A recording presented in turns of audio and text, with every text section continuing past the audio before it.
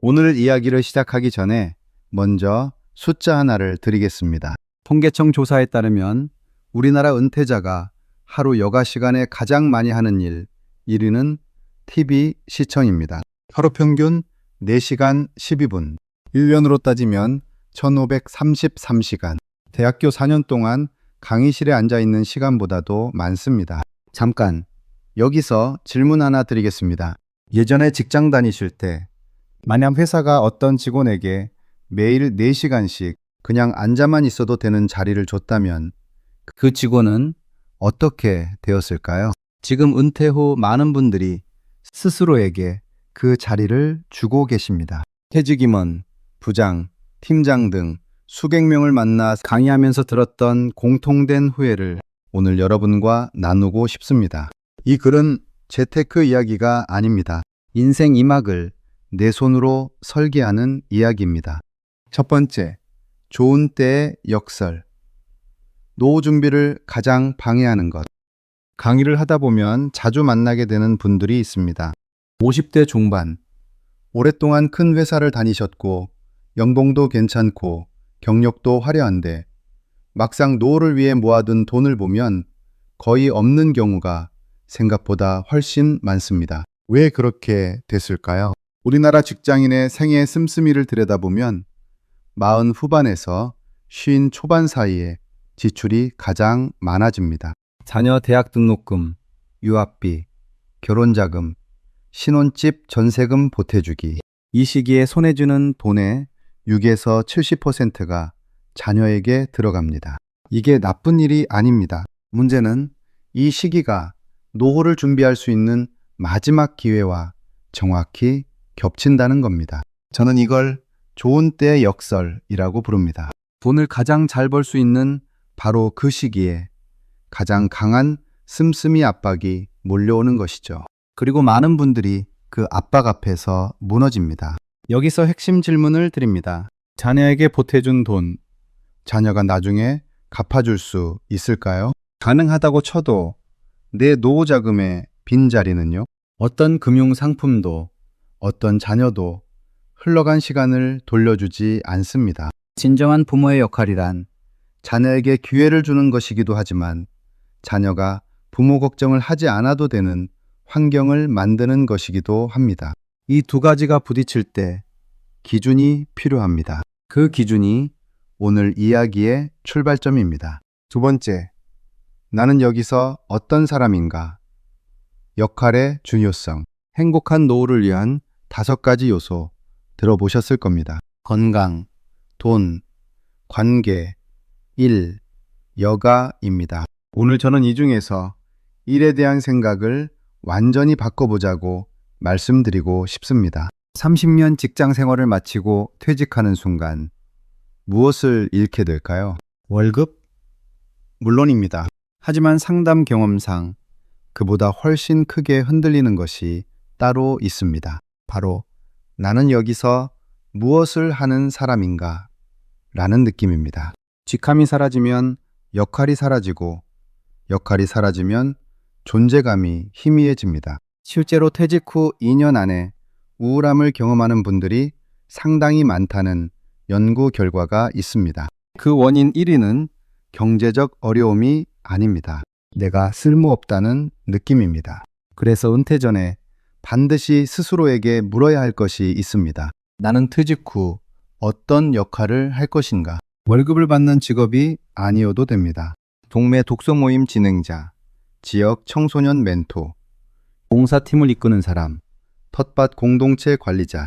규모는 중요하지 않습니다. 중요한 것은 딱 하나입니다. 내가 없으면 이 자리에 빈자리가 생긴다는 느낌. 그게 바로 은퇴 후에도 살아있게 하는 힘입니다. 지금까지 직장에서 쌓아온 경험과 사람 사이의 연결, 그것이 퇴직 후에도 새로운 역할로 이어질 수 있습니다. 그 연결을 지금부터 준비해 두셔야 합니다. 세 번째, 부부관계 다시 세우기. 3가지 원칙. 이제 관계 이야기, 특히 부부 이야기입니다. 은퇴 전환기 부부 갈등을 연구하면서 수십 쌍을 직접 인터뷰했습니다. 그때 가장 많이 나온 단어가 뭔지 아세요? 그것은 침범입니다. 그리고 두 번째는 역할 혼란입니다. 30년 동안 각자의 영역이 있었어요. 바깥일은 남편, 집안일은 아내. 그 경계가 퇴직 한순간부터 흔들리기 시작합니다. 갑자기 하루 종일 같이 있게 되고 서로의 생활 방식이 부딪히며 작은 말 한마디가 큰 상처가 됩니다. 이 시기를 잘 넘기기 위한 원칙 3가지를 정리했습니다. 첫째는 다시 연결하기입니다. 수십 년을 함께 살았지만 앞으로의 삶을 함께 설계하는 대화를 나눠본 적이 얼마나 됩니까?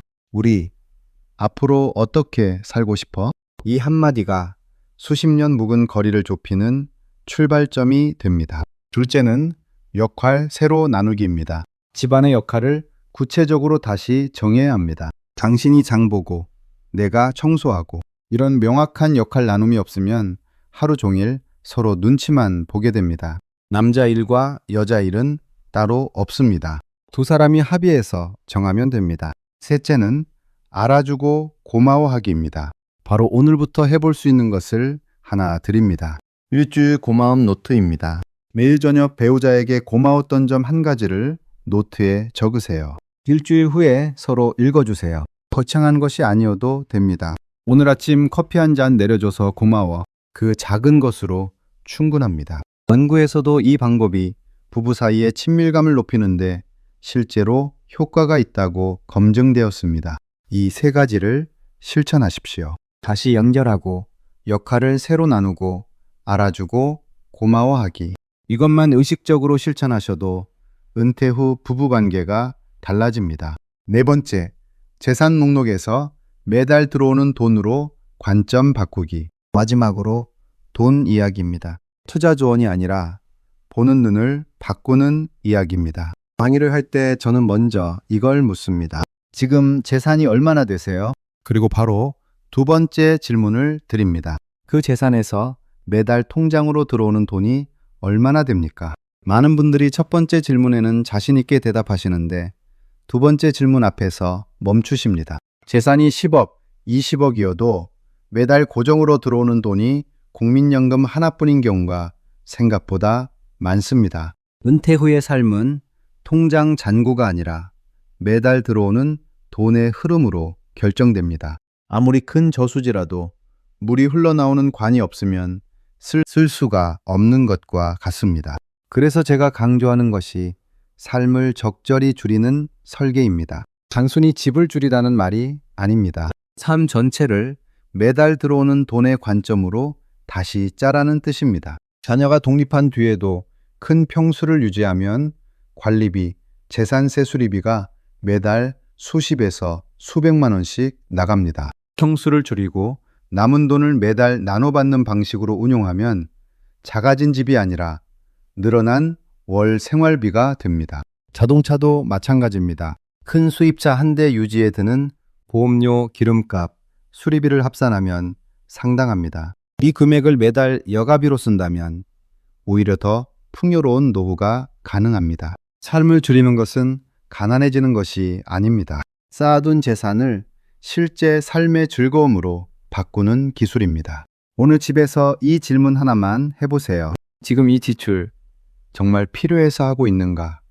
아니면 내려놓기 두려워서 붙잡고 있는가? 철학자 빅터 프랭클은 이런 말을 했습니다. 삶이 우리에게 묻는 것이 아니라 우리가 삶에게 묻는다.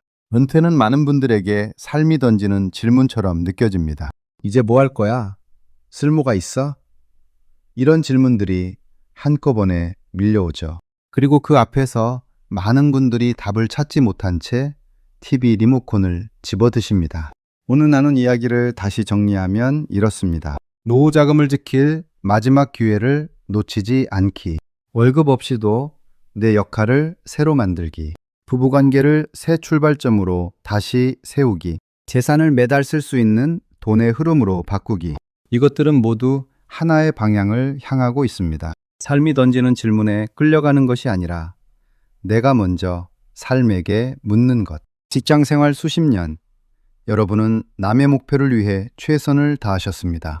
이제는 여러분 자신의 목표를 위해 설계할 차례입니다. 은퇴는 끝이 아닙니다. 처음으로 진짜 내 삶을 내 손으로 그릴 수 있는 시작점입니다. 그 설계를 지금 바로 시작하십시오. 감사합니다. 지금까지 옆집 인생 수첩이었습니다. 구독과 좋아요는 항상 저희에게 힘이 됩니다.